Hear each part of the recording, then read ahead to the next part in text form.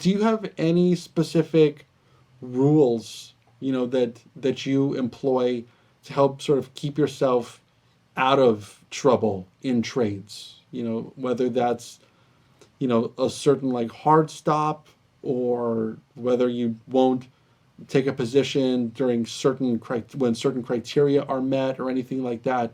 Are there any rules, that you place on yourself?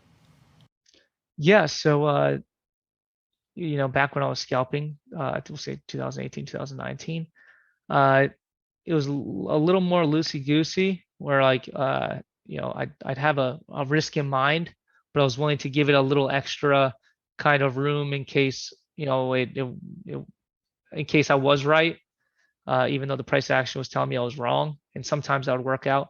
But now everything's hard set rules.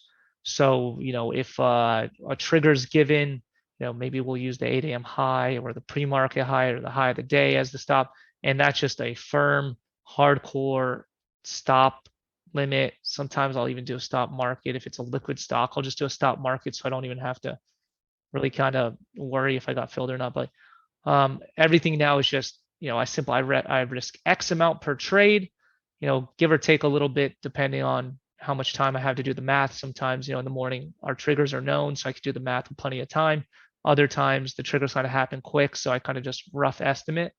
But I pretty much know I'm risking X amount, where I'm stopping out. So, and I like that peace of mind, because when you're kind of shorting one of these names that's just exploding higher and higher, and you're just like, oh, surely it's going to pull back, it has to come in, like actually, like one of my scalps was BBBY on earlier in August, when it like went up into 30, and I was like, this is pretty extended, so I put a position on into that. Like I usually that's how I used to trade, and that worked out. But like, all right, well, what if it would have went to 40? What if it would have just started halting up and going to 40, and all of a sudden, like, you don't you didn't risk accordingly to your account size, and you couldn't withstand that kind of move. And that's why I just think risk is one of the number one overall most important things in trading.